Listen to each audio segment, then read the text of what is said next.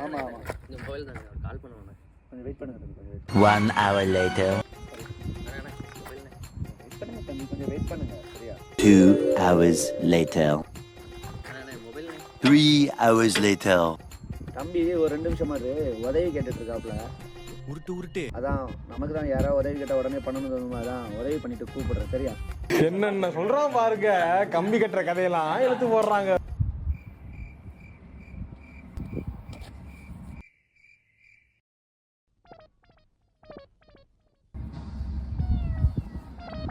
கால் போக மாட்டேங்குது தம்பி அதில் பேலன்ஸ் இல்லை தம்பி. அப்போ இவ்வளோ நேரம் நீங்கள் பேசிட்டு இருந்தீங்க.